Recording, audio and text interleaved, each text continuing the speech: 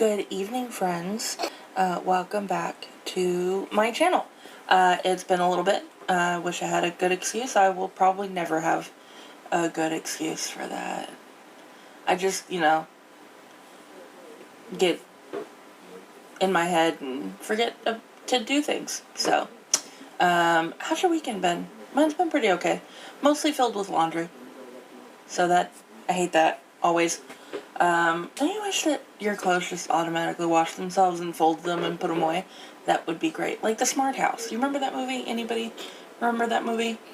If you hear coughing in the background, it's because my cat has allergies and he likes to make things about him. So,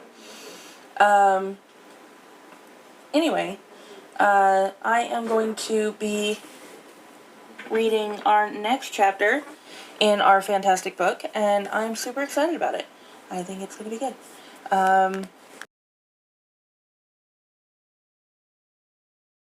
Let's get started, shall we? Our next chapter in Tamora Pierce's Song of the Lioness, In the Hand of the Goddess, Chapter 7, Winter Lessons. Alana pulled her cloak tight against the wind and knocked hard on the door marked with the healer's sign. She waited, watching the last fall leaves dance on the street, until Mistress Cooper appeared. "Hello," Alana said shyly, letting the hood fall back from her face, so George's mother could see who her late-night visitor was. "Can we talk?" Mrs. Cooper smiled, motioning Alana inside. "It's been a long time, little one," she commented as she bolted the door. "Come into the kitchen. I'll make us some tea." She led the way, her majestic form casting a long shadow in the hallway. "I trust you're recovered from your wounds. How's your arm?" Alana took off her cloak and draped it in front of the kitchen fire before rotating her left arm obediently. "It's a little stiff sometimes, but it's all right now. I wasn't as badly hurt as people think." Mistress Cooper put on the tea kettle. "My son doesn't feel as you do. Perhaps he has his reasons for worrying." The girl blushed. "George worries about me too much. I hope he gets over it before I go away." "So, you still plan to leave us once you have your shield?" The woman moved around the room on silent feet, getting cups and a plate full of cakes. Alana bit into one of the cakes eagerly. She'd only picked at her dinner. "Of course," she said, her mouth full. She swallowed quickly. "I have a feeling that when I tell them I'm a girl, they won't want me around." "Could be you're not doing them justice," Mrs. Cooper suggested, pouring out the tea. "George tells me you're well liked and trusted." Alana frowned. "Not by all." Shoving Duke Roger to the back of her mind, she cradled the cup of tea in her hands. "How's His Highness?" the woman asked, sitting down.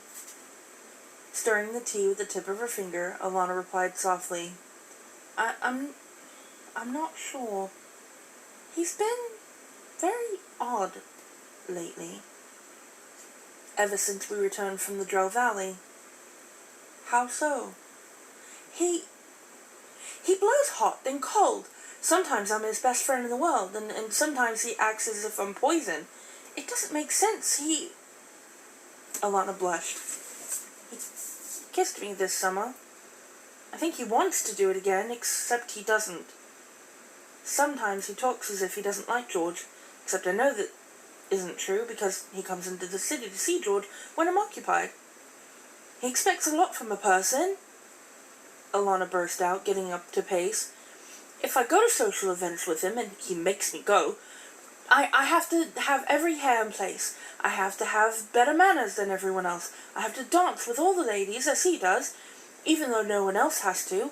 I tell him I feel like a fool, and he tells me it's better to be a fool who's considerate than a fool who isn't. But if I really talk to a lady, or even to Gary or Roll, for a bit, he gets angry. He says I mustn't lead the ladies on, and he accuses me of flirting with Gary and Roll in the same breath. Alana sat down and gulped her tea, surprised at how the words had tumbled out of her. You seem rather angered with Prince Jonathan, Mr. Scooper observed. Alana turned a deep red. I don't know how I feel, she muttered. I just can't figure out why he's treating me this way. But that isn't what I came about. She drew a deep breath. Would you teach me how to dress like a girl? Mrs. Cooper raised her eyebrows. Now this is odd, she said calmly. Why such a request? Alana made a face. I don't know, I see all the Queen's ladies wearing pretty things, and I've been thinking lately, I like pretty things. I'm going to have to be a girl someday. Why shouldn't I start practicing now? If Mrs. Cooper thought Alana's sudden wish to look pretty had anything to do with Jonathan or with George, she knew better than to say so. Instead, she agreed to help Alana with her new project, beginning that very night by taking the girls' measurements. Several days later, Alana came to Mrs. Cooper's for fittings. As the older woman adjusted a hem, Alana twisted, trying to see her back in the long mirror. Hold still, Mrs. Cooper ordered, her mouth full of pins. You're worse than a city lad getting fitted for his first pair of long breeches. It doesn't look right, Alana objected, trying to hold her body rigid while she turned her head. It looks like Squire Allan in a girl's dress. That's because you've done nothing with Squire Allan's hair. Hold still. The dress properly fitted, Mrs. Cooper fussed with the girl's flaming locks and put some cosmetics on her flinching face. I think you're wise to start accustoming yourself to women's gear, she commented as she brushed dark color over Alana's eyelids. Although, you've got a lot to learn. If I'd known it was going to be this much fuss, I never would have asked, Alana muttered. Her friend laughed. It's just, I need an adventure. I've been pretty restless lately. Life in the palace is too tame for you? Mrs. Cooper asked sympathetically. Not too tame, precisely, Alana objected. I just need to go somewhere. I need to get away from certain people. She didn't want to say that Jonathan had kissed her again only the night before. She didn't want to remember it, because when she did, she also remembered the strange and frightening excitement she had felt when he held her. Now she sighed, confused. I need time to think about things. I see, Mistress Cooper replied. Well, stand up, child, let me look at you. Alana stood, patting her pinned-up hair and tugging her skirt. Mistress Cooper had a very odd look on her face. Is something wrong? Alana asked nervously. The older woman made her face the mirror. Alana swallowed. She was looking at a lady. I'm beautiful, she whispered in awe. Mistress Cooper laughed at this. You'll pass, she said, pushing Alana into the kitchen. You're not as beautiful as Lady Delia, say, or the new lady at court, Cythera of Eldon. Alana sighed. Nobody's as beautiful as Lady Cythera, she said dryly. She moved to sit down. Not that way, Mistress Cooper cried in alarm. You'll rumple your skirts. Sweep them out like this, and sit with them spread around you, and keep your feet together. Alana tried this, and it took several attempts before she got it right.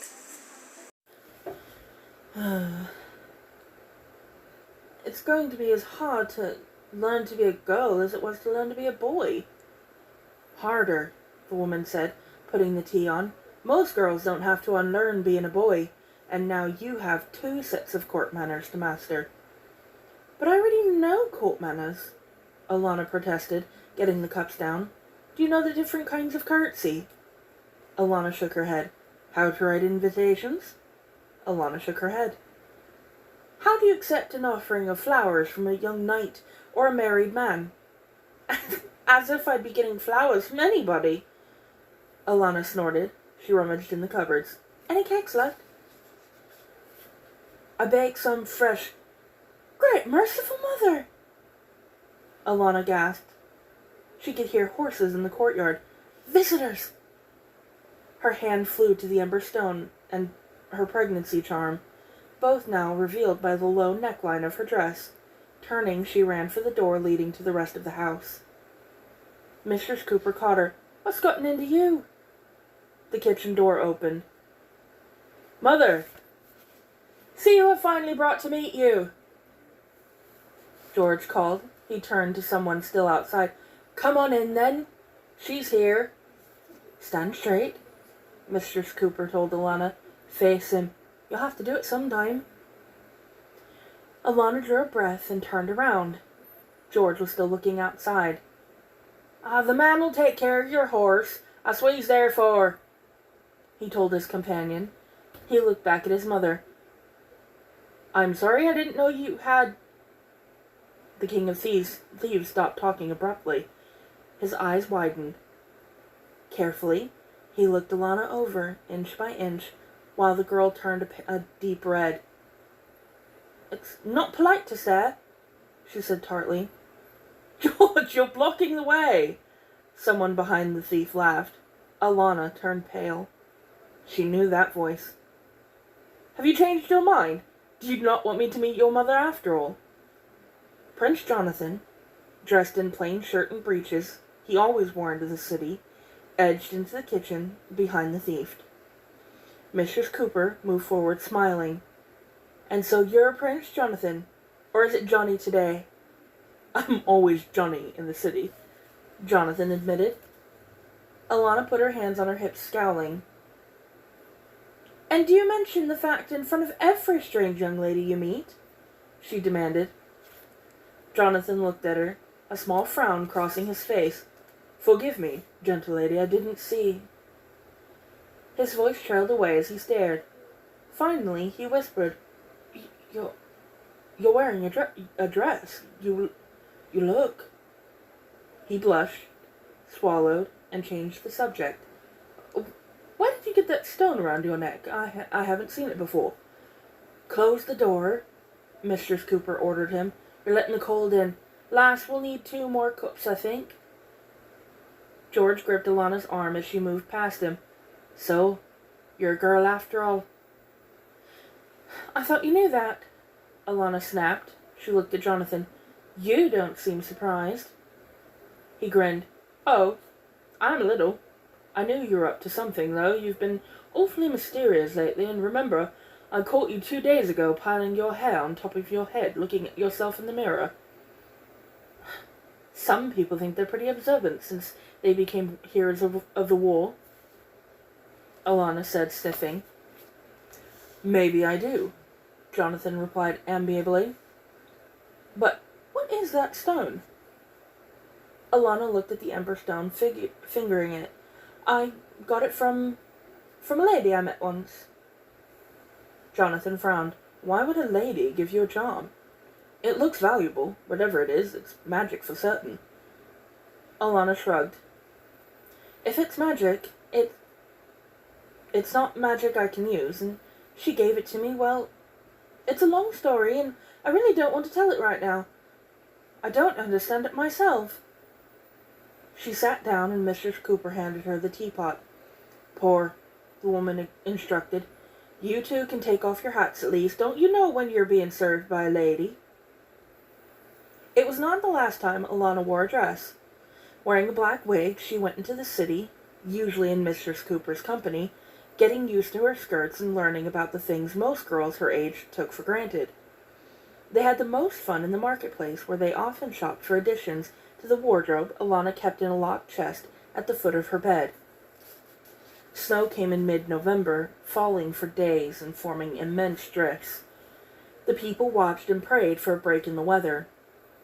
It finally came, and the snow ceased to fall, leaving in its place bitter cold that refused to break. Huntsmen called it wolf winter, the time when wolves, finding little else to hunt, turned on men. Alana, loathing the cold, bundled up and tried her best to ignore it. In early December, the first reports of wolves came from the villages around the royal forest. The king sent hunt after hunt to slay the man-killers, while other fiefs in the north of Tortle reported the same problem. Coram wrote that he had moved the families of Fief Trebond into the castle to keep them safe. There was certainly room enough, he added in his letter, but it was annoying to have so many children underfoot. By February, most of the killers were slain or in hiding, except one. He was called Demon Grey. He had been wounded at least 3 times. A huntsman's arrow had even taken one of his eyes recently, but nothing seemed to stop him for long, for he continued to prey on the villages of the royal forest. When at last he entered a woodsman's hut, taking away a baby girl, the king ordered every man in the palace who could carry a spear out for the hunt. Duke Roger came splendid in ermine-trimmed green velvet. Duke Gareth was there, his bad leg still a little stiff. Even Miles was present, warm in brown velvet and fur, and looking uncomfortable. The king himself led the hunt. Alana was even more uncomfortable than Miles. Moonlight had cast a shoe. Alana couldn't ride her. Instead, she was mounted on a prickly chestnut with a hard mouth, a fidgety, anxious fellow who obviously preferred his nice warm stall. Alana didn't blame him. She dressed to survive the weather with several layers of wool clothing and fleece-lined leather over it all. When she checked herself in the mirror, she was several sizes larger. "We're going to hunt, not sleep out all night," Jonathan said, laughing when he saw her. Alana blushed. "I get cold."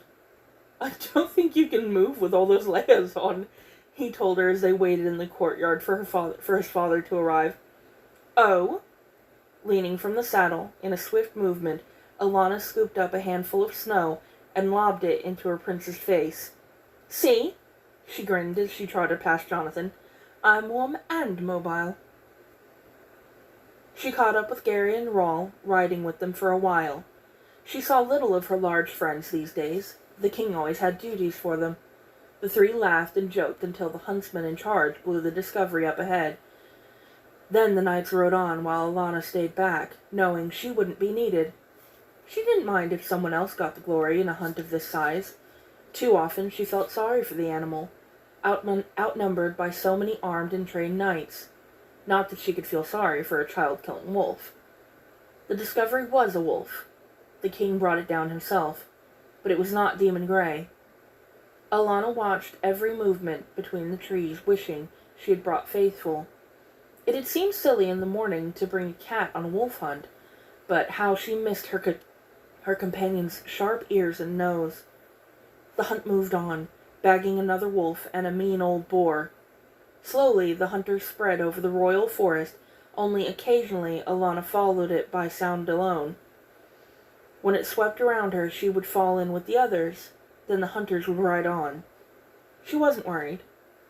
She was never so far that a blast from the horn hanging on her waist wouldn't bring someone immediately, and there was usually other horsemen around. Besides, Demon Grey attacked children and old people, not warriors. A sound, crashing, a wolf's snarl. Wheeling the chestnut, Alana yelled for help. After an answering triumphant shout, she spurred into the clearing where the shout seemed to come from and halted. Duke Roger knelt in the snow, his spear fixed in the body of a giant grey wolf. He grinned when he saw Alana.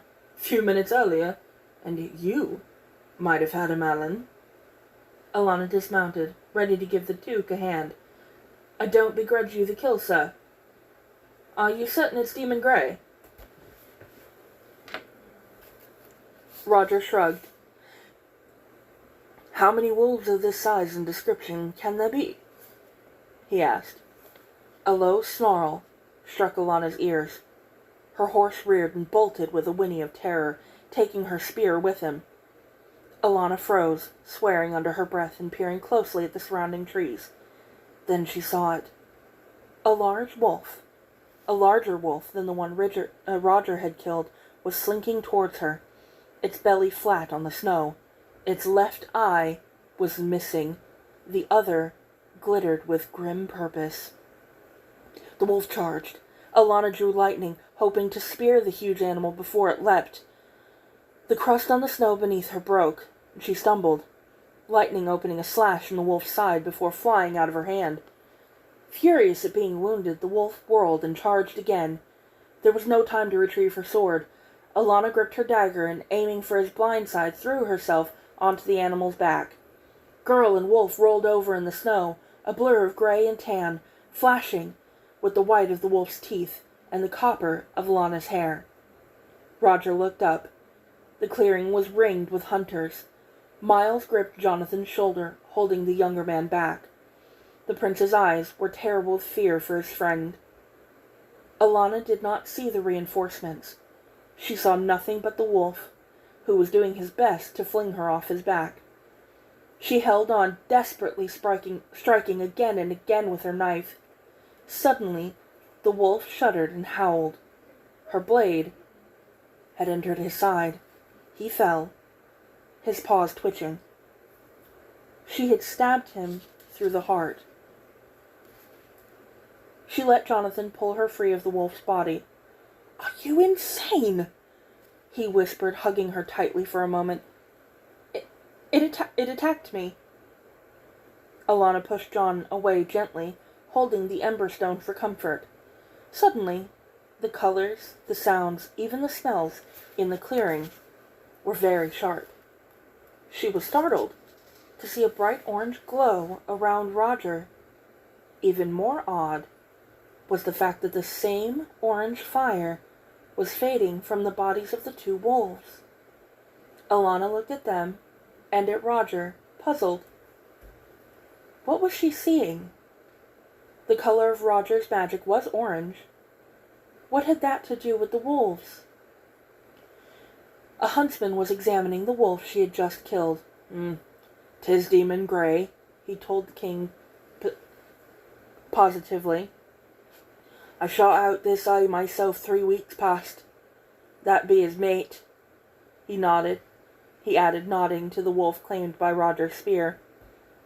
"Are you all right?" Miles asked Alana, worried by the strange look on her face. Alana released the ember stone. All traces of the orange fire, in Roger or in the wolves, was gone. "Am I?" she asked, not thinking about what she said. "I'm not sure." That night, Alana waited until she and Faithful were alone in her room, and Jonathan was out at a party before she took the ember stone from beneath her shirt. The cat watched her, his tail twitching, as she looked around for a suitable object to experiment on. Finally, she placed an old shirt in front of the hearth. After putting the stone on a table within reach, she concentrated on the shirt. Reaching toward it, she recited the spell for transforming. The spell was a hard one, requiring power and concentration, but she had both in plenty these days. Her weakness of the summer was gone, and the reserves of her gift were greater than ever. She even wondered if she didn't enjoy using magic sometimes. Purple fire flowed from her fingers and into the shirt. It twitched and twisted, its outline slowly straightening and turning brown. Sweat rolled down Alana's cheeks as she ended the spell. The shirt made a final struggle to stay a shirt, before turning into a log of firewood. With a flick of her fingers, Alana magically threw the log onto the fire. As it crackled and started to burn, she grabbed the ember stone. The log, the air between her and the hearth, even her fingertips, glowed a brilliant violet. Slowly, the color faded, and she put the goddess's token down. Faithful walked over and rubbed against her legs, meowing, until she bent and picked him up, petting him absently. "I don't think I've ever held it when magic was being used before," she whispered to the cat. "I always kept it hidden in Roger's class. I was afraid he'd guess something was strange about it. I wonder if it will always show me when there's sorcery around. When did you see magic used before? Faithful asked. This afternoon, she whispered. The color of Roger's gift was on him and the two wolves. She began to pace, still holding her pet. And what's the answer to that? What could he gain from magicking Demon Grey and his mate? Faithful hooked his claws into her tunic and climbed up onto her shoulder, perching there. Whom did Demon Grey try to kill? Me, Alana whispered. He tried to kill me. The spring flew by, and Alana's 17th birthday arrived. She rose and dressed before dawn that morning, then made her way to the underground levels at the Chapel of Ordeal. It was deserted, except for the caretakers. Priests came here only during the midwinter festival when would-be knights undertook the ordeal. For 2 hours, she sat and stared at the chamber's iron door, thinking, only a year and a half. Just 18 months between me and what's in there. It's not enough time. Evidently, Faithful judged that she had been there long enough. He left her with her thoughts, reappearing with Jonathan on his heels. The prince took one look at Alana's white face and dragged her out of the chapel, closing the door firmly. Brooding about it only makes it worse, he told her kindly. Why think about it at all? When the time comes, you'll go in there, and if you're ready or not, there's nothing you can do to prevent it. So, come have breakfast. At lunch, she received small gifts from John, Miles, and George, and her friends drank to her health. It was hard to believe she'd had 6 birthdays since coming to the palace. It was hard to believe so much had happened to her. That night, she slipped away early. She was too restless to socialize and too nervous to sleep. The cause could have been the sight of Jonathan dancing with Lady Delia. From all the signs, the prince planned to spend the night with the beautiful green-eyed woman. Alana didn't want to be there when they left together.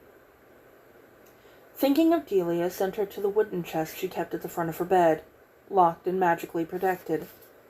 Opening it, she drew out her pretty clothes, a lace-trimmed chemise, delicate silk stockings, tiny leather slippers, a purple silk dress.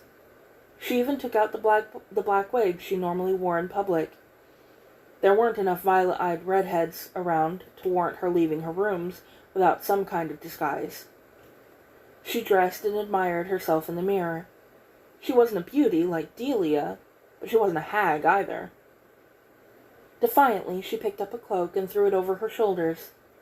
There was no law that said she had to be a boy on her 17th birthday, and Faithful wasn't there just then to advise caution. Touching the ember stone and feeling the charm to ward off pregnancy beside it, Alana grinned. She'd never do anything to get herself pregnant.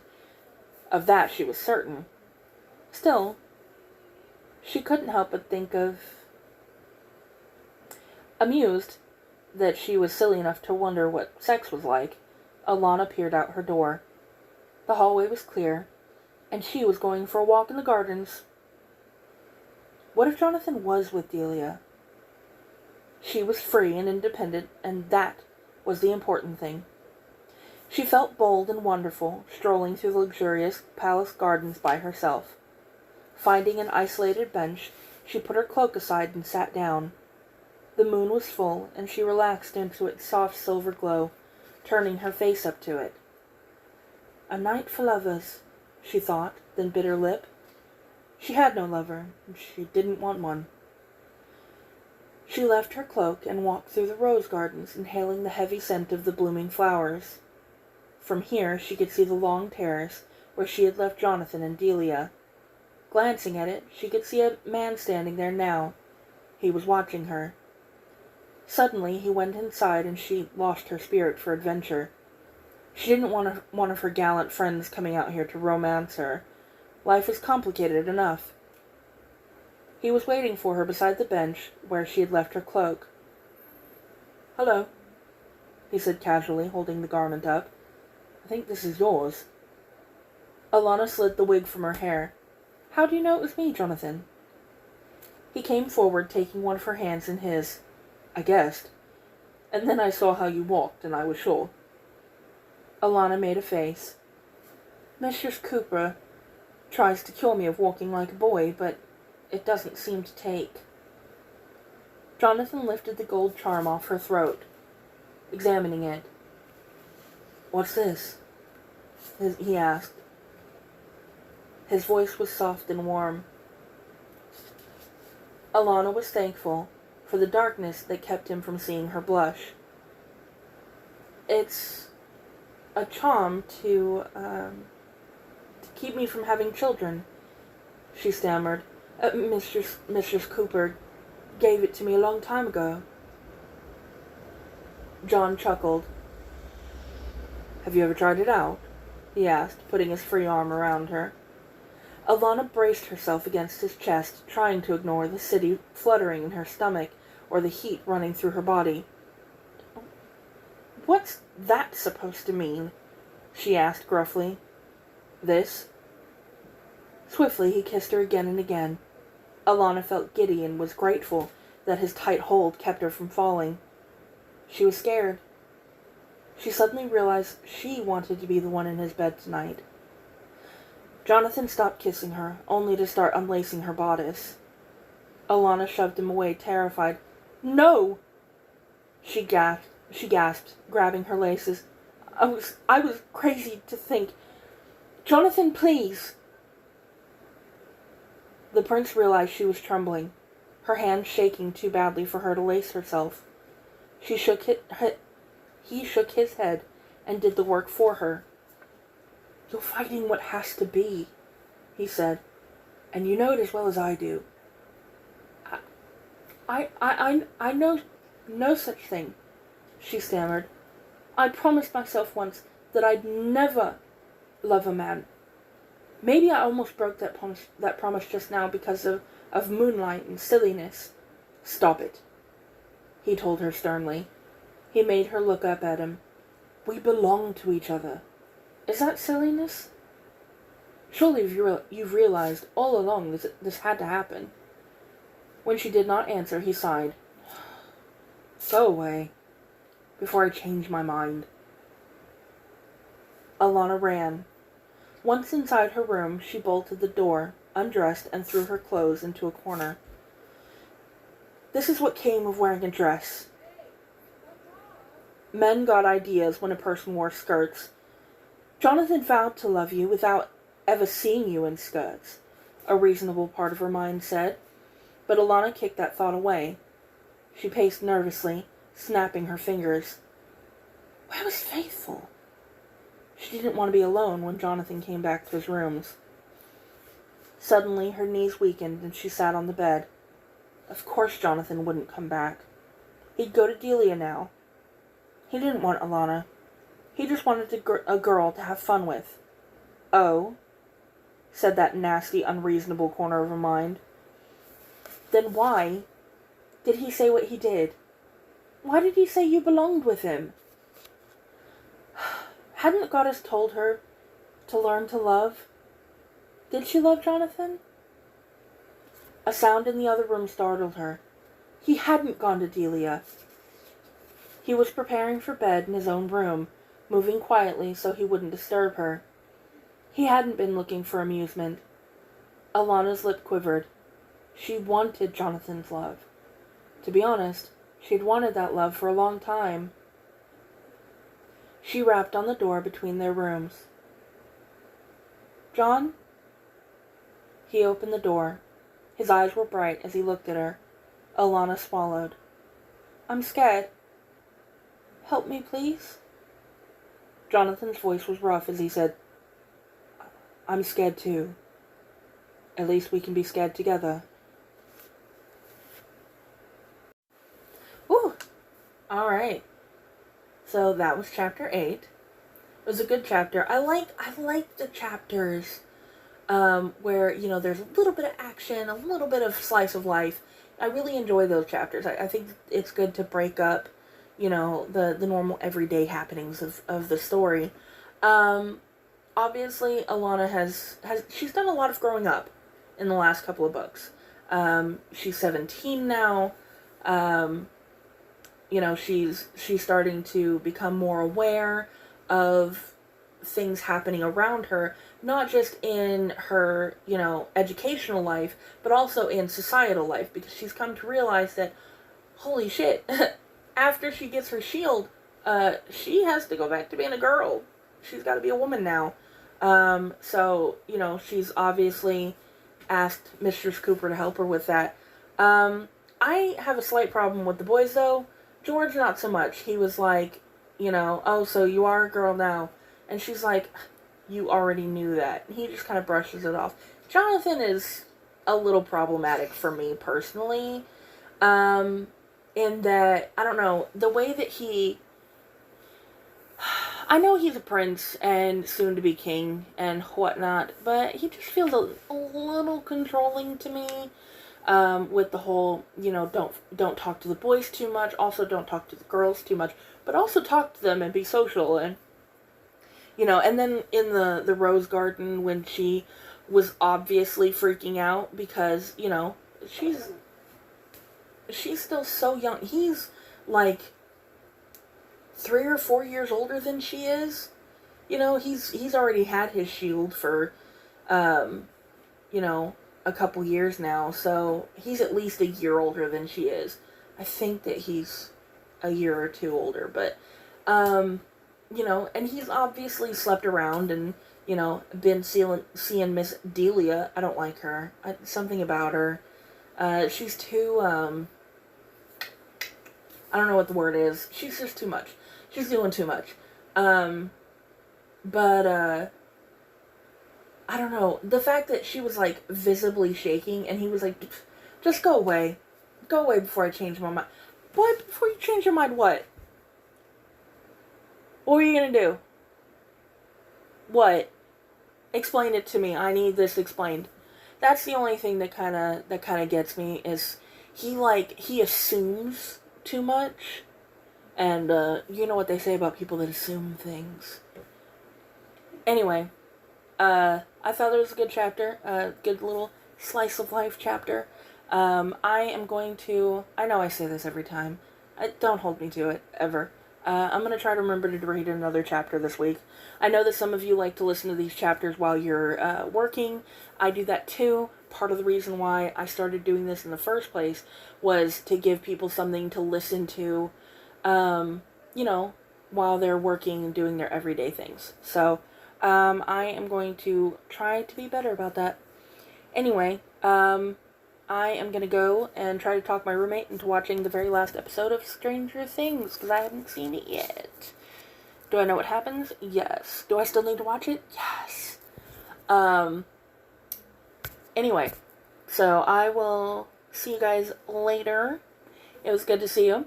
Comment down below, like, subscribe, tell your friends about me. I'm thoroughly enjoying this friendship that we have here. So yeah, just let me know your thoughts. Yeah. Anyway. Okay, see you later. Bye.